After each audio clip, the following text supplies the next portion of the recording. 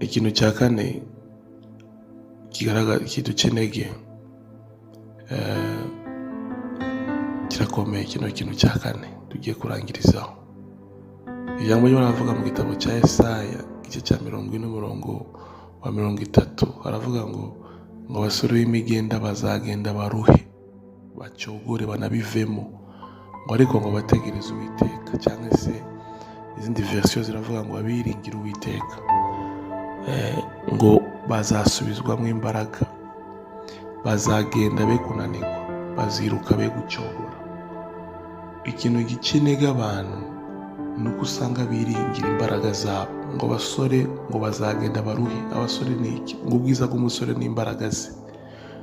Hari ukuntu rero iyo twiringiye imbaraga zacu, ubwiza bwacu, aho dukomoka, aho tuva, amashuri twize, hari ahantu bigera ibyo ngibyo nibitwinjiza aho twifuza.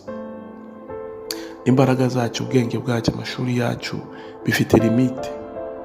Hari izindi mbaraga duhura nazo, ibyo twiringiye byacu nibikore, hagasigara yuko wiringira Imana gusa. Impamvu cy'ikinege si yindi, nuko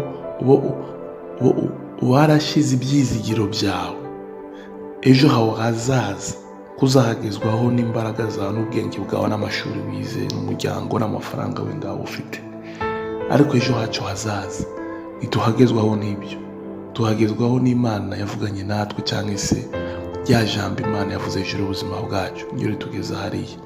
Rimwe Kristo abwira abigishwa ngo twambuke tujye hakurya, hari ikintu cyabaye bari mu nzira.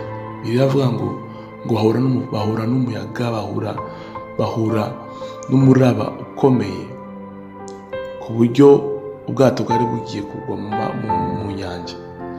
Ariko birikatubwira ngo Yesu yari yicaye inyuma, noneho ba Petero baragerageza kwirwanaho kuko bari bamenyereye uwo mwuga, bamenyereye guhura n'imiraba. Ariko umunsi wari n'umuraba utandukanye n'uwo bari bamenyereye guhura nawo. Urabakubita, wabuze amahoro, kugeza igihe ba Petero batangira kugira ubwo baravuga ati turapfira hano. Batangira kubyura Yesu, bagerageje ibintu byose kugira ngo bashobore kuva muri icyo kigeragezo cyangwa se muri icyo kibazo, kuko bari biringiye imbaraga zabo, bari biringiye yuko bari bugere hakurya kubera experience yabo yo kumenyera gutwara ubwato. Ariko umunsi bahura n'ibitandukanye. Yesu arabyuka ngo acyaha umuyaga, maze inyanja iratuza. Reka nkubwire, sinzi imiyaga urimo guhura nayo muri iyi minsi, ukize intege, urihebye, umeze nka Petero, urimo kubona urupfu, urimo kubona ko byarangiye. Ariko wibuke ko ari icyo Imana yavuganye nawe. Uve mu kwiringira imbaraga zawe, sizo zizakugezayo.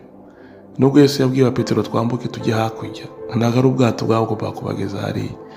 Ni ijambo ry'Imana yari yarungitse hakurya, yagombaga kubambuza reba akabagezayo amahoro.